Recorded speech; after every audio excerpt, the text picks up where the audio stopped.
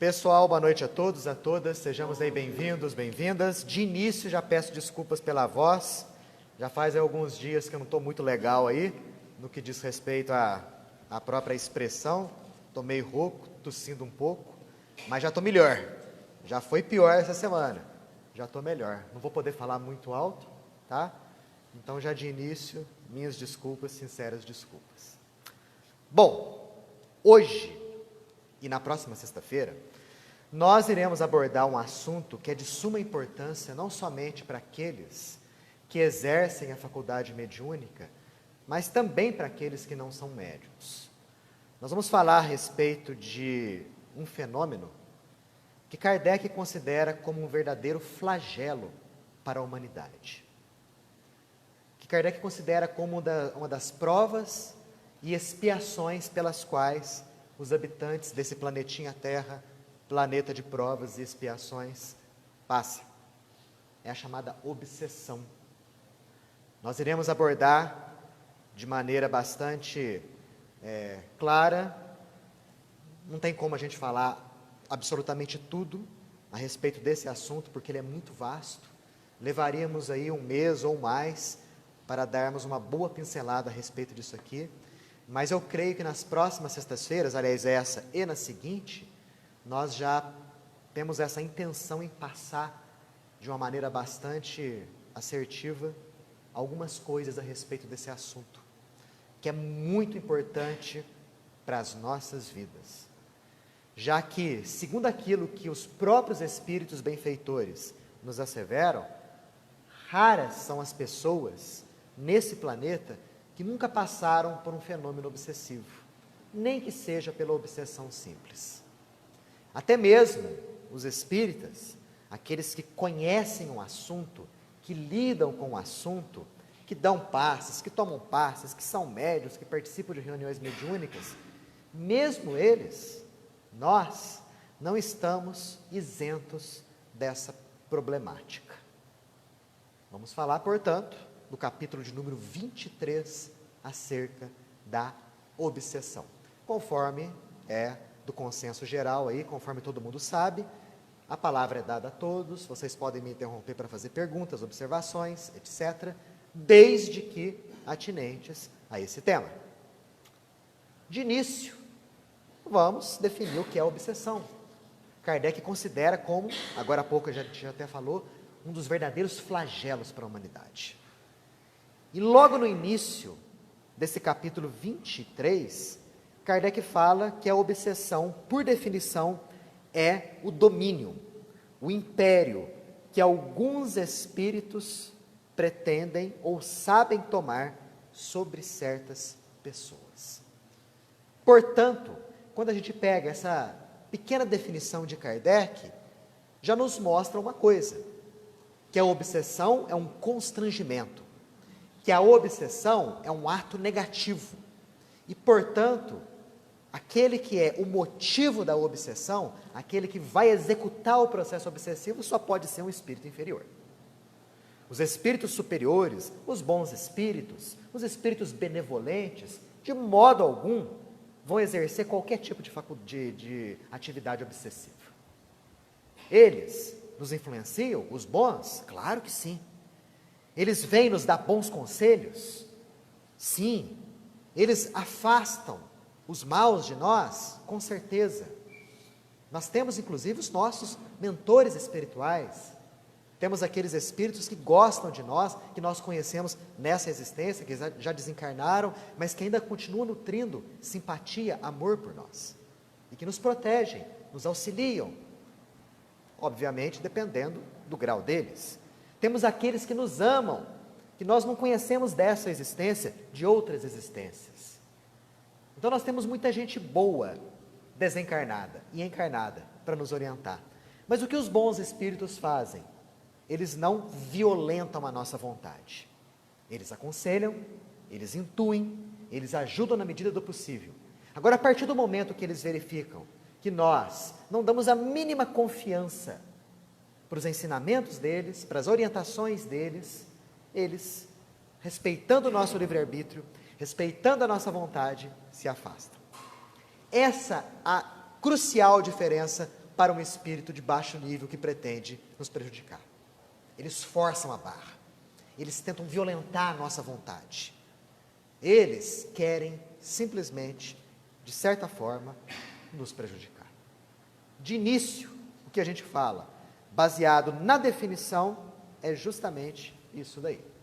Isso é obsessão. É uma ação inoportuna de um espírito sobre o outro. Aqui fala, dos espíritos sobre certas pessoas. Lembrando que as pessoas, no sentido aqui, dá a entender os encarnados. E quando nós falamos do processo obsessivo, obviamente a primeira coisa que nos vem à cabeça é a ação do desencarnado sobre o encarnado. O desencarnado é o algoz, é o carrasco, enquanto que o encarnado seria a vítima. Porém, na classificação do processo obsessivo, nem sempre as coisas se passam dessa forma. Existe esse processo obsessivo? Claro, dos mais comuns, se não for o mais comum. Mas também existem outras formas de obsessão. Como, por exemplo, existe a obsessão entre encarnados. Sim, um indivíduo encarnado obsediando outro indivíduo encarnado. Isso aí encontra-se até com relativa frequência na sociedade. Nós podemos pegar como exemplo aí, e nós podemos até conhecer em uma ou outra família, aquele membro que quer comandar a vida dos demais, que fala o que o outro deve fazer, como que o outro deve vestir, como aquela pessoa deve pensar, como que ela deve agir. Eu não posso falar porque minha sogra está aqui presente, mas não é o meu caso, não é o meu caso, graças a Deus. Estou falando a verdade. Então isso daí é um exemplo clássico de processo obsessivo, de encarnado para encarnado. É a pessoa buscando violentar a vontade de outro, não deixando que o outro pense livremente, viva livremente, haja livremente. Podemos colocar aí também, na conta desse processo obsessivo de encarnados para encarnados, aqueles indivíduos que dominam pessoas, dominam grupos, através de um pensamento forte, de um pensamento vigoroso, de um magnetismo bastante intenso.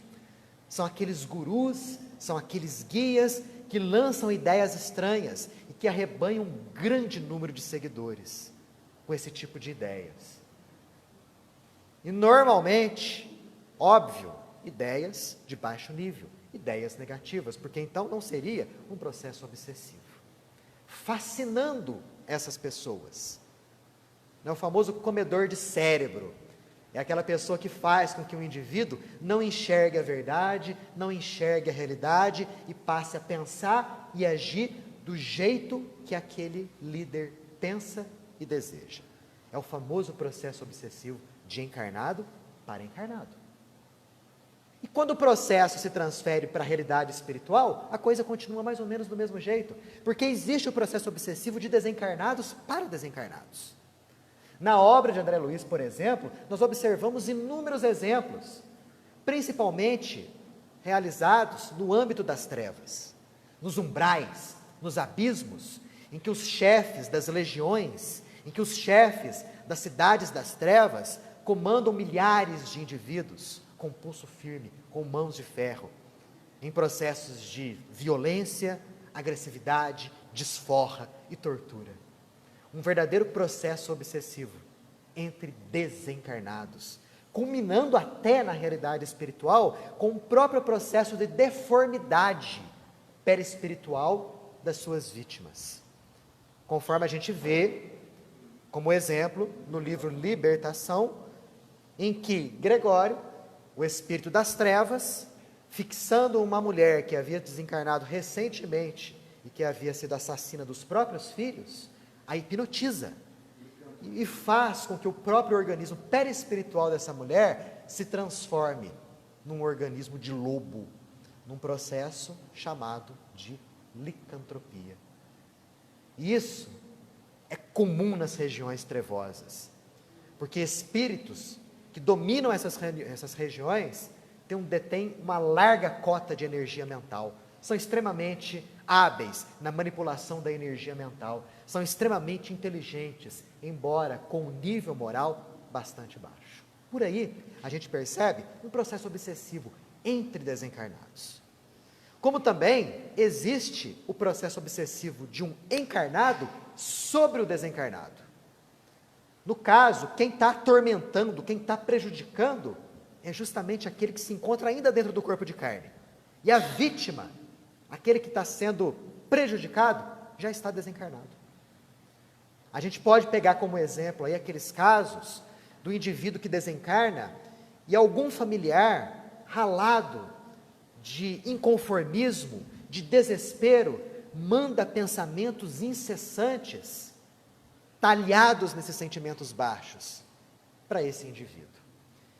Sendo que ele pode ficar, inclusive, perfeitamente prejudicado no seu processo de adaptação à realidade espiritual por conta das vibrações de baixo nível, de desespero, de inconformismo, de tristeza excessiva, por conta de um ou outro parente que permaneceu aqui na Terra. Então, por aí a gente percebe que o processo obsessivo é um processo de espírito para espírito, sendo que tanto um quanto o outro pode se encontrar dentro ou fora da carne. Nessa primeira metade aqui da classificação da obsessão, alguém quer fazer alguma pergunta? Fala, Antônio Carlos. Sabia que você ia perguntar alguma coisa, Antônio Carlos? Sabia. Sempre o obsessor é o cara mau. Às vezes é a entidade, é porque na vida ele inverte seus papéis. Às vezes aquele obsidiado, no passado, esculachou o obsessor. Exato, bem por aí mesmo. Porque se a gente for ver as causas da obsessão, uma das principais causas da obsessão é justamente a vingança. E se a gente for ver no passado da atual vítima, podemos desvendar ali que aquela vítima de agora, no passado, foi o carrasco, foi o algoz. Matou famílias e tudo mais. E aquele que foi prejudicado não soube compreender, não soube perdoar. E aí, quer fazer a famosa justiça com as próprias mãos. Mas isso nós ainda vamos ver na próxima semana, quando falarmos das causas e tratamento da obsessão. Fala, Rosa. Um exemplo de obsessão em massa, aquelas seitas de Jim Jones. Exatamente, nas Guianas. assim, alucinadas, tudo que ele mandava fazer, tanto que ele falou o suco Com veneno. dos filhos, das mulheres, e depois elas tomaram. Exato, mas isso daí já é uma obsessão de alto nível, de alto grau. Isso daí é fascinação. Porque no processo chamado fascinação, conforme a gente vai ver daqui a pouquinho, o que acontece é uma paralisia da faculdade de bom senso da pessoa. O obsessor simplesmente faz com que o obsediado pense igualmente a ele. A vítima deixa de pensar com as suas próprias forças, com o seu próprio pensamento, e passa a refletir integralmente o pensamento do obsessor. Fascinação. Kardec fala, infinitamente mais prejudicial do que a mais violenta subjugação. É o processo de fascinação. Você vai falar aí sobre uma simbiose que existe, porque para ver se você... Vamos. Quando a gente falar a respeito do mecanismo da obsessão, vamos falar do mecanismo, causas e tratamento da obsessão. Isso na semana que vem. Nós vamos falar direitinho como que funciona o estabelecimento do processo obsessivo. A questão da sintonia, a questão, alguma coisinha vamos falar ainda hoje, mas com mais detalhes na semana que vem. Daniel, sabe qual que é a técnica que o Jim Jones usou para iludir a cabeça do pessoal? Olha só a história.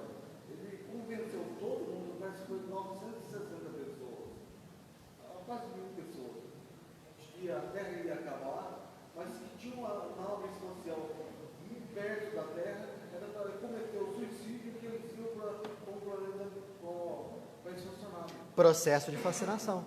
Quer dizer, o indivíduo que adota e agasalha esse tipo de ideia na sua mente, passando a agir com base nela, teve a sua faculdade de bom senso totalmente obliterada pela ação do obsessor, que no caso estava encarnado, era o próprio Jim Jones. Mas tinha, ele não foi sozinho, tinha muitos espíritos que... Lógico. Claro. Por aí a gente vê que no encarnado, você pode ter grande influência de desencarnados, sem sombra de dúvida. Isso existe.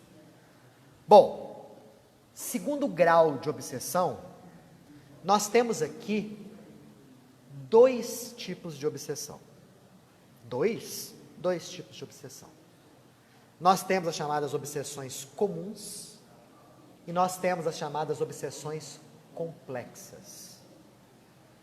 Comum. Qual que seria a característica de uma obsessão comum?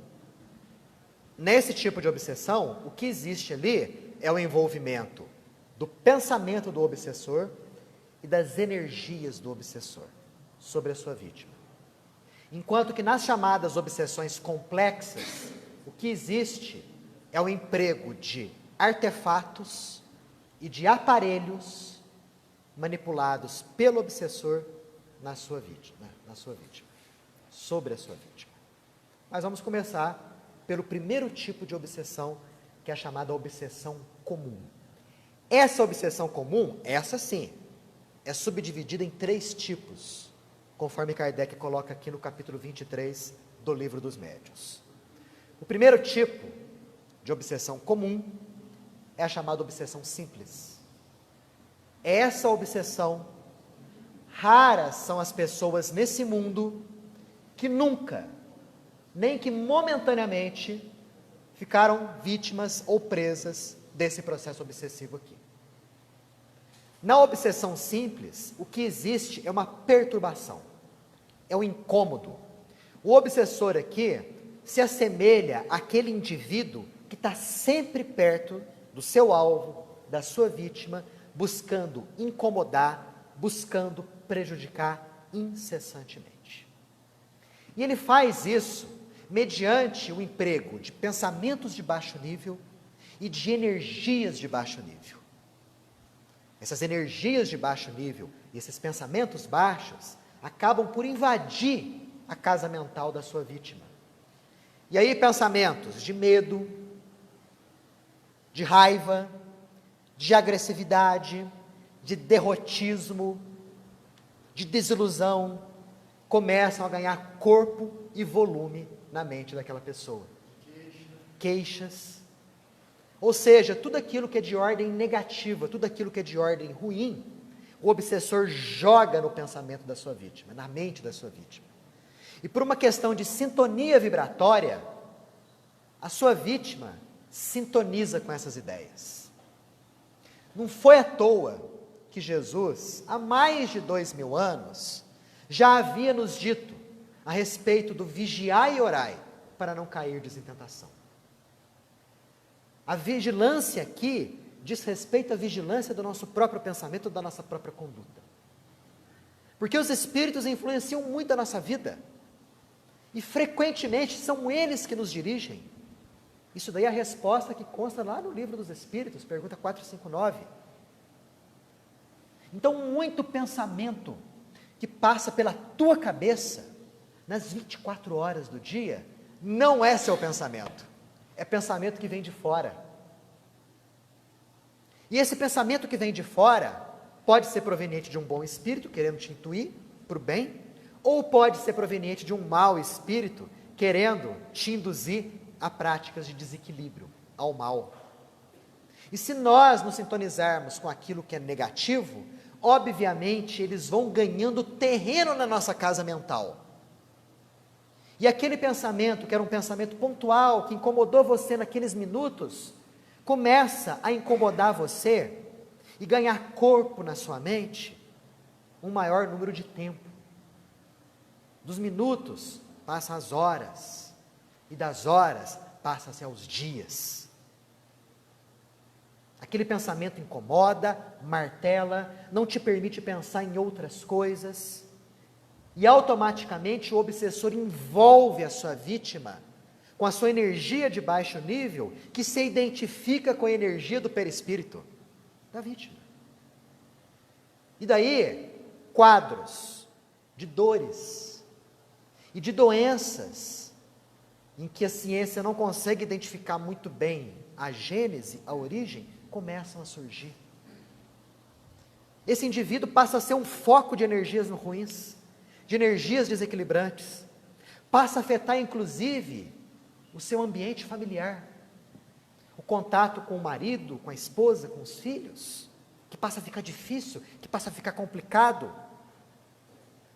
Passa a contaminar o ambiente de trabalho, onde discussões, desentendimentos começam a acontecer com os colegas, com os chefes. E, obviamente, a pessoa sendo esse foco de energias ruins, com as quais ela se sintoniza, atrai situações e pessoas ruins para o âmbito de suas vidas. E aí tudo começa a dar errado. Negócios começam a dar errado.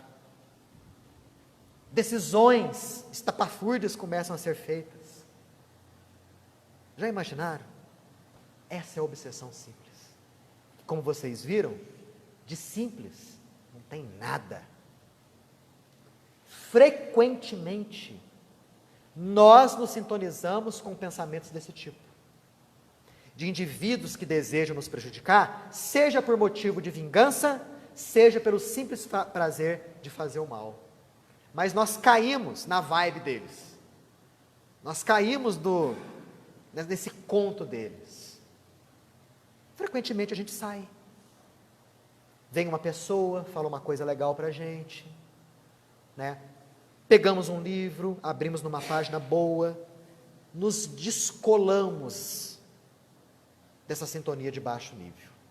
Tomamos um passe, ouvimos uma palestra, acompanhamos um estudo. Isso aí é muito bom. O que a gente faz aqui agora, nesse processo de estudos que nós fazemos, é uma verdadeira terapia de prevenção e tratamento de obsessão. É um obsediado falando para outros obsediados. O que está acontecendo aqui. Porque de baixo nível, né, muitos espíritos existem por aí. Porque é da característica do nosso planeta, esse tipo de situação. Como eu disse, frequentemente nos desvinculamos dessas correntes de baixo nível e caímos num nível de vibração mais elevada. Subimos a vibração. Ótimo. E seria muito bom se nós permanecêssemos nesse nível elevado, porque aí obsessor nenhum teria império sobre nós. Mas o que acontece é que, com frequência, devido ao nosso próprio nível espiritual, o que acontece? Caímos de vibração novamente. E aí a sintonia, às vezes, realmente se faz. E essa é a luta, né? É aquele simbolismo lá do anjinho e do diabinho que tentam, né, digladiar lá pelo domínio da nossa alma. Sendo que o que a gente tem que fazer depende fundamentalmente de nós. Essa é a obsessão simples. Fala.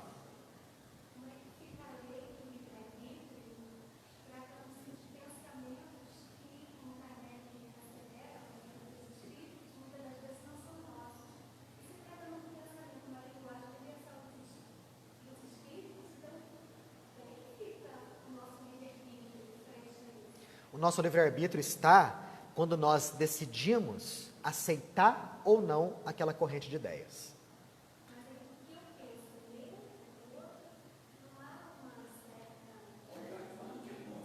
Tá, vamos dizer assim, como que a gente...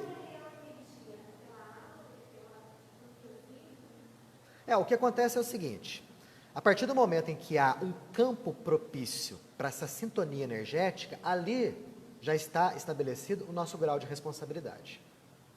Então, o grau de responsabilidade nosso está intrinsecamente ligado com a nossa capacidade de escolha, que é o nosso livre-arbítrio. Se eu estou me sintonizando com energias de baixo nível, automaticamente é porque eu ofereci campo vibratório àquela sintonia. E aí existe a responsabilidade e, consequentemente, o meu livre-arbítrio foi aplicado ali. Agora, para poder descobrir se o pensamento é nosso ou não, é um processo que leva tempo. É um processo que entra necessariamente pelo conhece-te a ti mesmo, para saber que tipo de pensamento nós temos com mais frequência. Qual é o nosso real nível espiritual? O que eu mais gosto? O que eu menos gosto? Quais são os meus defeitos? Quais são as minhas virtudes? Porque aí nós criamos um perfil e nós temos uma ideia mais adequada de quem realmente nós somos. E aí fica até fácil identificarmos qual pensamento é nosso e qual vem de fora. Mas a partir do momento que o obsessor joga o pensamento e a gente adere a esse pensamento e passa a agir com base nele, a responsabilidade é compartilhada. É é compartilhada comigo e com o obsessor. Responsabilidade dele, mas responsabilidade minha também, que eu permiti esse tipo de coisa. Muito. Muito. A pessoa não raciocina, e quando vê, já falou que não deveria, já fez o que não podia fazer, né? E frequentemente ela agiu ali sob o impulso de uma ideia obsessiva. Mas por que houve isso? Porque houve uma sintonia anterior. Por que houve a sintonia? Nosso baixo nível, escolha nossa, responsabilidade nossa. Então, às vezes a gente culpa o obsessor, como os nossos irmãos de outras agremiações religiosas culpam o capeta, né? Mas, em verdade, a responsabilidade é toda nossa, porque é a gente que abre as nossas portas vibratórias para a ação do obsessor. Fala, Denise.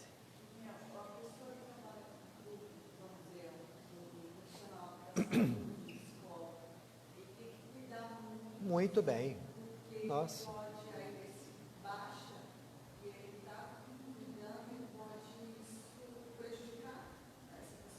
Totalmente. Mas o que pode acontecer, inclusive, ali também, né? O indivíduo que lida com o público, ele está lidando com energias alheias. Então, se naquele dia ele não estiver muito legal, sob o ponto de vista energético, vibratório, ele pode captar muita coisa ali.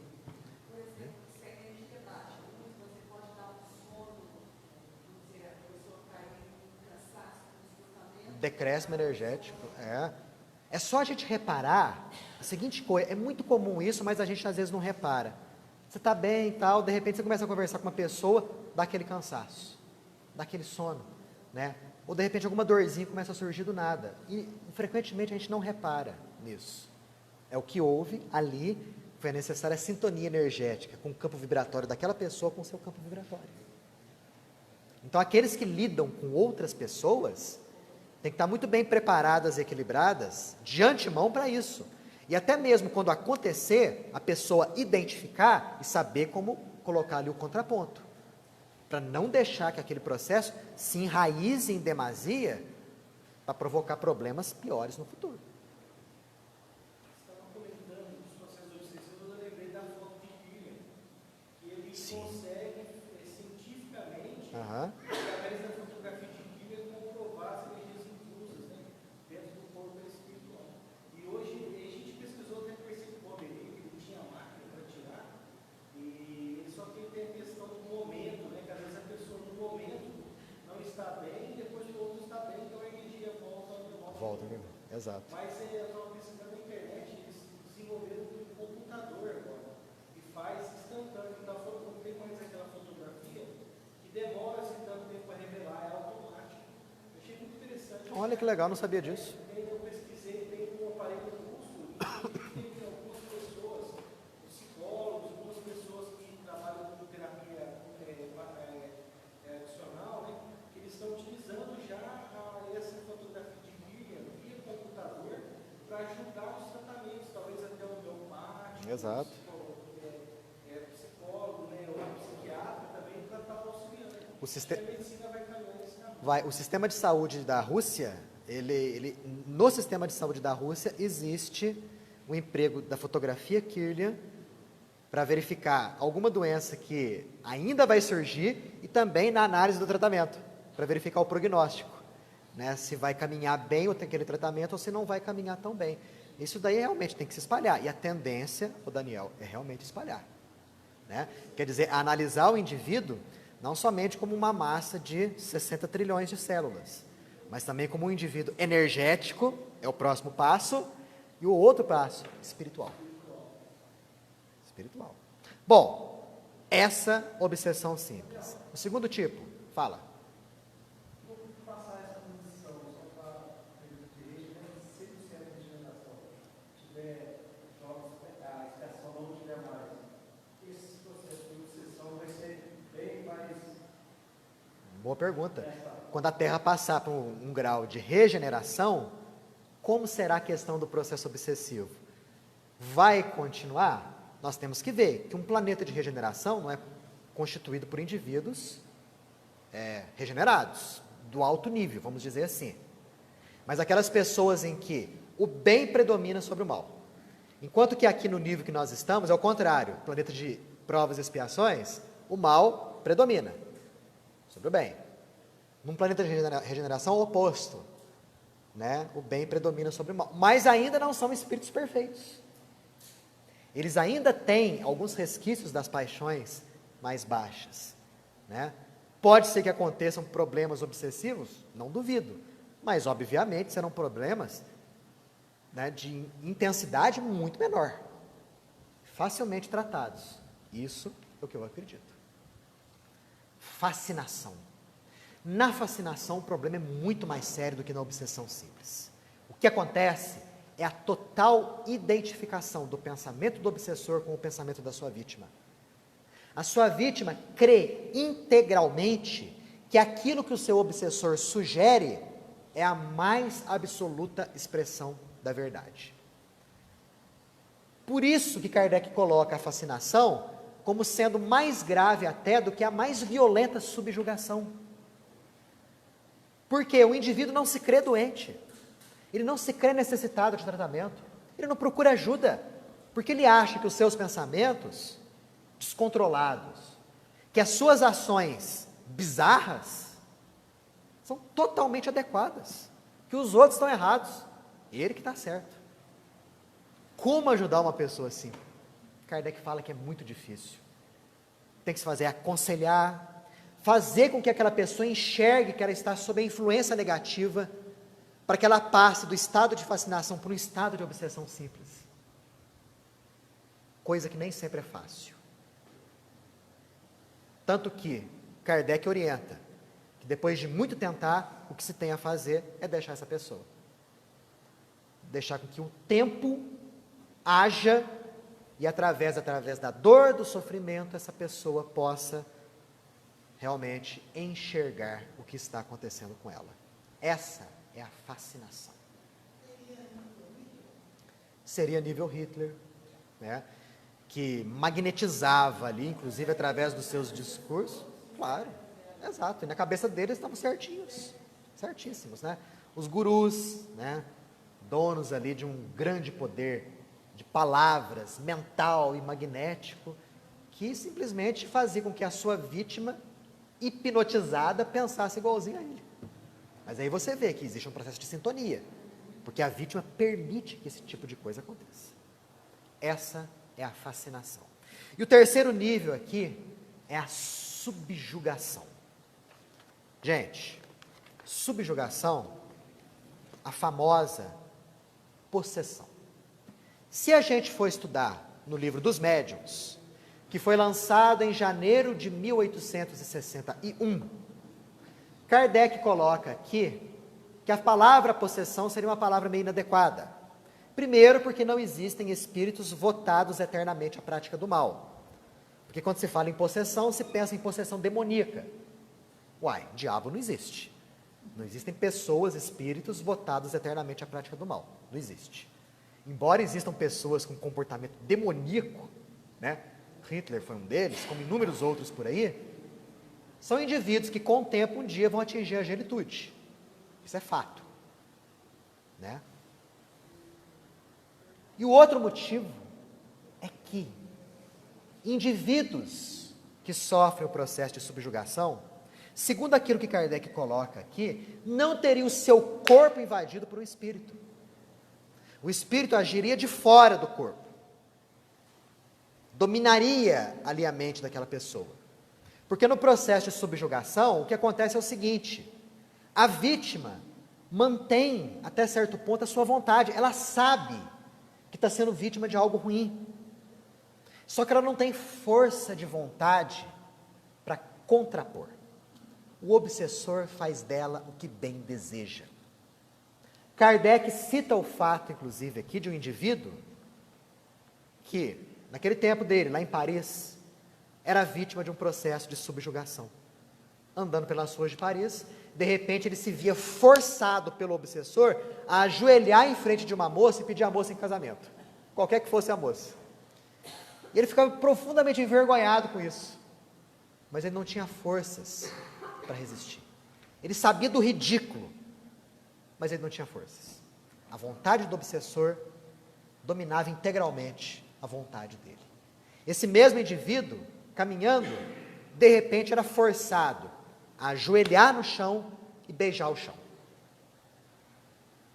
E ele sentia, segundo ele relatava, uma pressão nos joelhos, uma pressão nas suas costas, para que isso acontecesse.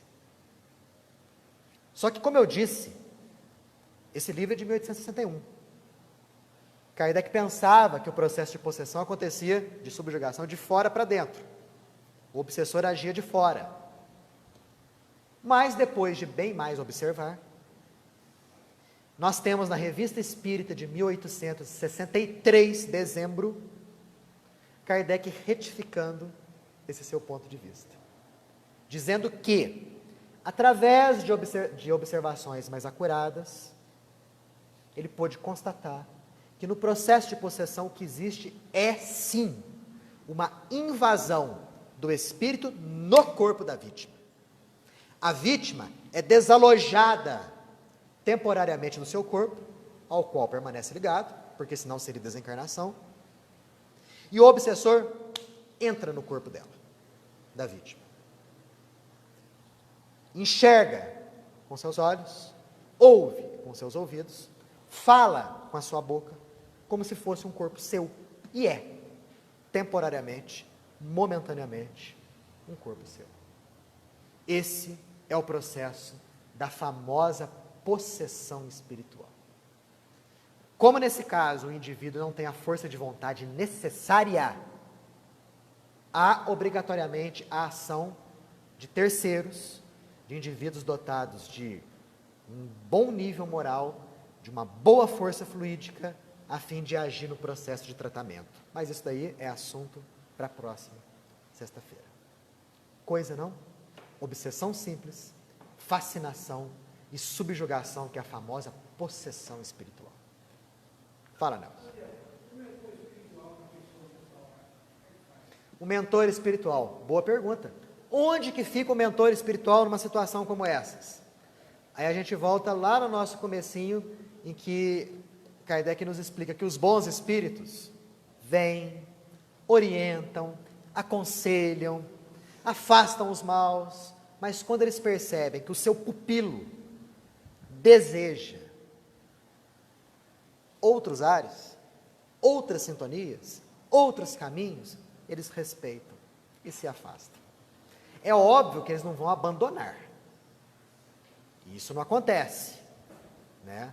Mas eles permitem que tal coisa aconteça, até mesmo para que através da dor, aquela pessoa possa despertar espiritualmente falando.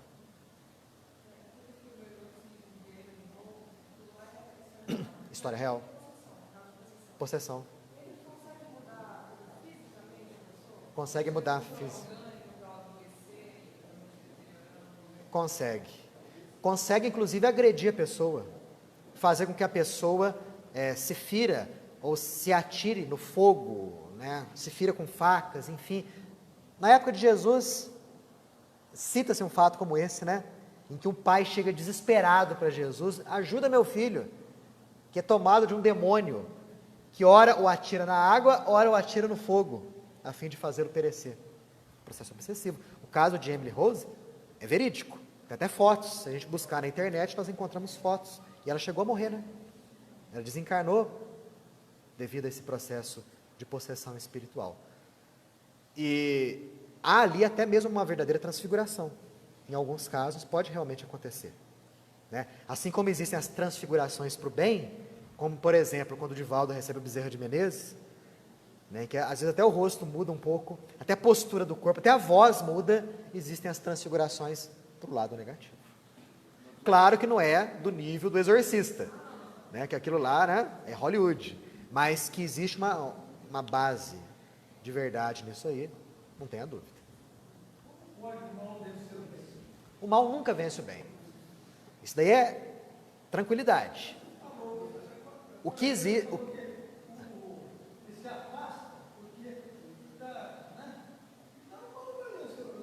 Não, o que acontece ali é o seguinte: o benfeitor espiritual ele não violenta consciências. Através do seu nível, através da sua energia, ele teria muito bem condições de expulsar o obsessor dali, sem sombra de dúvida. Mas aí a gente tem que ver que quem está atraindo o obsessor é a vítima.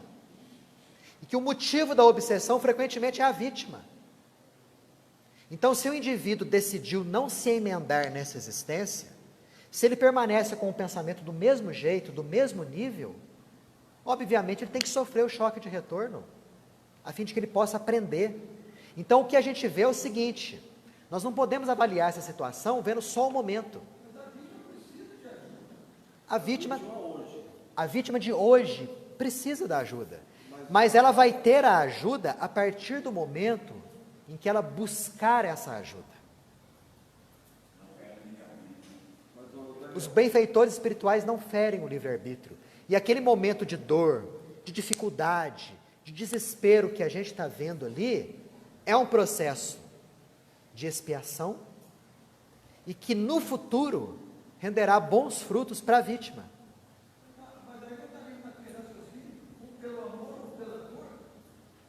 Bem por aí mesmo.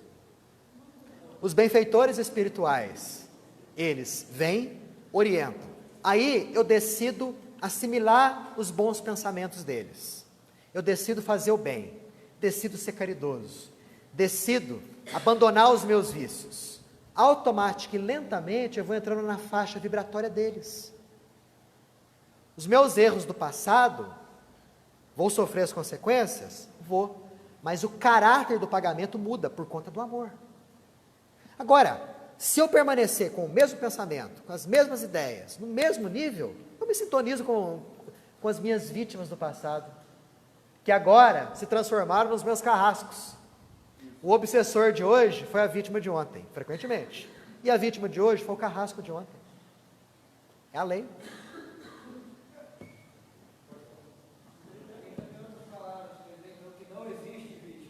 Que não existe vítima. Nenhum.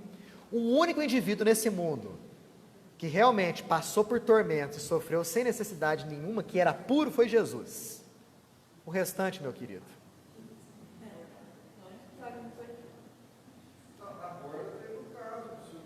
Ah, é o famoso, né? O famoso capeta da borda. É a história. Eu estudava em Alfenas há 30 anos atrás, meu professor contava a história do capeta da borda. Né? São no Fantástico.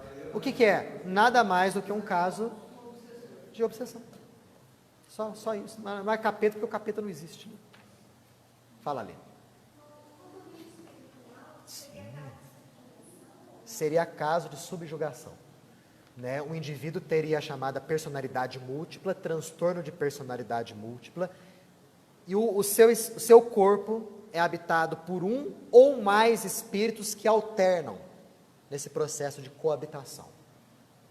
Existe um livro do Hermínio Miranda chamado Condomínio Espiritual, que eu recomendo muito que vocês leiam. É fantástico.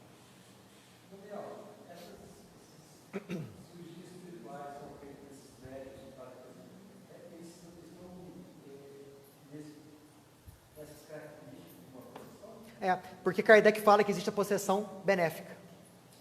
Ele fala que existe aquele momento em que um bom espírito se apossa do corpo de um médium, mas obviamente com o objetivo de falar coisas boas e de exemplificar e fazer coisas boas. Aí já perde o caráter de obsessão.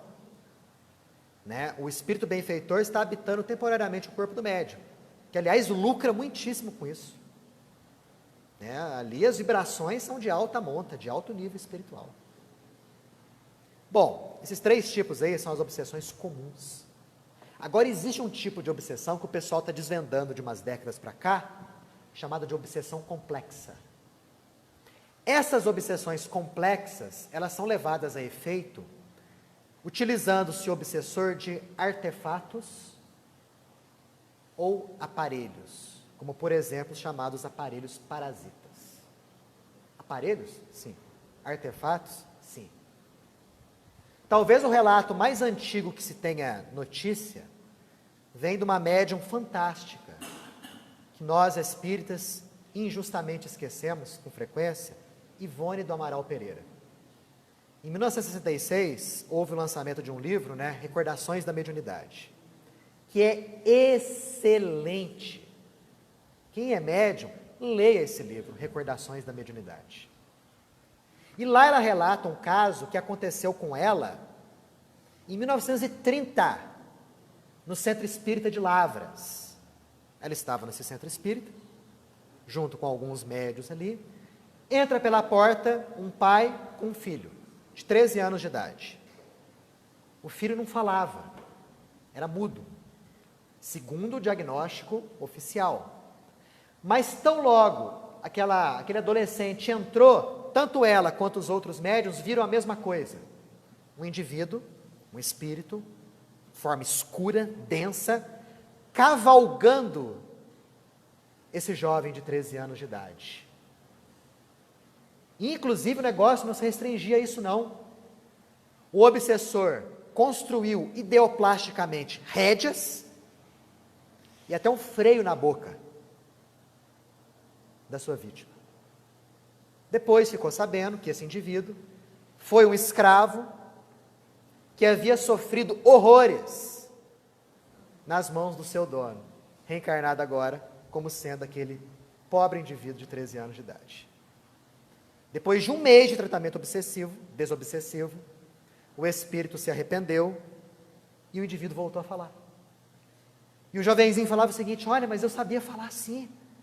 Só que quando eu ia falar, eu sentia alguma coisa apertando a minha língua e estrangulando a minha garganta. Eram os freios na boca e as rédeas. Aí a gente percebe uma construção de um equipamento pelo obsessor, no intuito de flagelar sua vítima. Em 1970, através da psicografia do Divaldo, Manuel Filomeno de Miranda escreveu o livro Nos Bastidores da Obsessão. E nesse livro tem um capítulo que aborda o caso da implantação de um chip, de uma célula fotoelétrica na contraparte espiritual do cérebro de um indivíduo vítima de um processo obsessivo. Manuel Filomeno de Miranda relata que o indivíduo foi desdobrado, a sua vítima, foi levado até um local no astral inferior, e ali foi feita uma cirurgia no seu cérebro perispiritual e implantado essa célula fotoelétrica, esse chip. E o médico que estava fazendo essa cirurgia das trevas, Dr. Teofrastos, explicava para outras pessoas o seguinte: que essa célula fotovoltaica ia emitir continuamente a seguinte frase: suicide-se, suicide-se, suicide-se. Não havia necessidade nem do obsessor estar perto, porque aquela célula ia emitir esse tipo de ordem continuamente. Isso está no livro, psicografado pelo Divaldo Franco. Recentemente, existem outras obras, algumas mais sérias, outras nem tanto, que abordam a questão dos aparelhos parasitas, né? Que estão mais sofisticados e que são implantados em algumas partes do corpo da pessoa, são implantadas na região cerebral, inclusive, né? Fazendo com que o indivíduo sofra processos de dores, limitações orgânicas, gerando doenças, enfim, atrapalhando tremendamente a vida da pessoa. Busquem saber, mas busquem fontes confiáveis, que realmente o processo existe. Daniel, uma pessoa que está sedada, não sei se é essa a palavra certa. É essa a palavra. Se ela não vier fisicamente numa escola como essa nossa aqui, como que ela vai entrar? Só com o pensamento dela, só com a força dela, só com o reconhecimento que aquilo é errado? Na verdade, na base do tratamento desobsessivo está a sintonia daquela pessoa com o bem e a mudança de pensamentos e de atitudes dessa pessoa. O indivíduo pode conseguir isso em outros núcleos religiosos. Isso pode acontecer. Na Umbanda, no catolicismo, no protestantismo, né, nas religiões evangélicas. Isso pode acontecer sem as pessoas conhecerem os detalhes do assunto. Através da mudança de pensamento, da mudança de conduta. Pode, claro, porque os bons espíritos estão presentes em quaisquer agremiações religiosas, onde a orientação é para o bem. Agora, no contexto espírita, no contexto umbandista também, já existe maior dose de conhecimento de como que o processo age, o que tem que ser feito. E aí você tem uma visão mais nítida do problema, e quando você tem uma visão mais nítida do problema, você tem mais chance de êxito no tratamento, que é o que a gente vai ver semana que vem. Fala.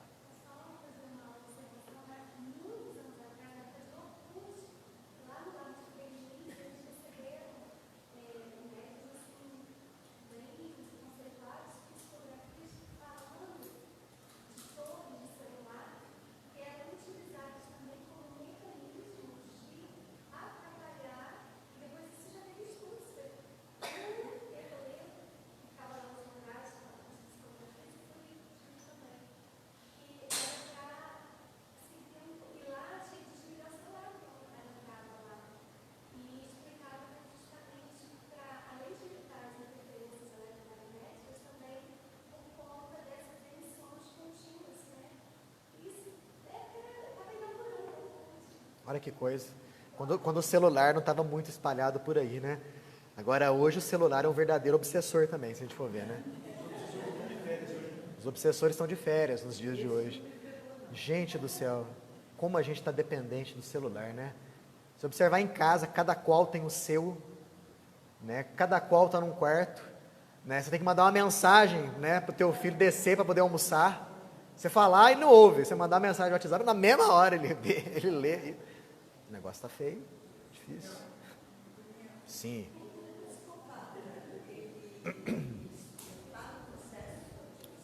Podemos ter certeza que no processo da psicopatia, e quando a gente fala psicopata, normalmente a gente já pensa no serial killer, né? Se bem que existem outras formas de psicopatia. Mas existe ali muito processo obsessivo, não tenha dúvida. Raramente não. Extremamente inteligente. Raramente não existe um processo de obsessão nesses transtornos mentais. Raramente. Quase sempre você tem interferência de obsessor aí. Na casa espírita que eu trabalhei muitos anos em São Paulo, eles faziam esse processo de obsessão. Uma vez eu fui chegando com o osso carregado, com o osso novo, eu devia ter uns 40 anos só. Duas pessoas, ele não conseguia andar. Ele estava tudo torto. Eu pensei que ele tivesse um problema físico.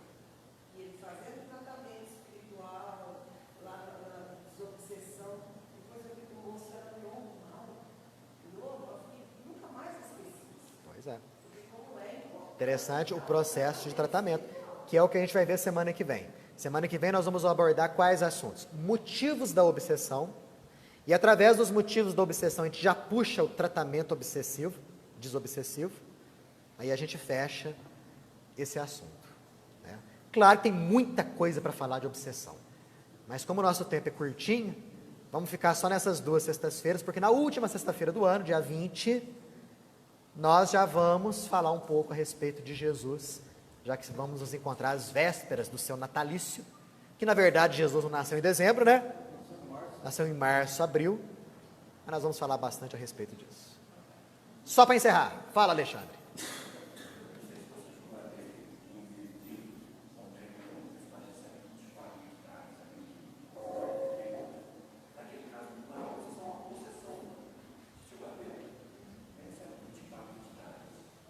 24 entidades. Eu acho que nesse livro, no Condomínio Espiritual... Ah, não, é outra coisa que você está falando. É outra coisa, tá. Daquele filme, isso. Mas é baseado em casos reais, isso. No livro Condomínio Espiritual, existe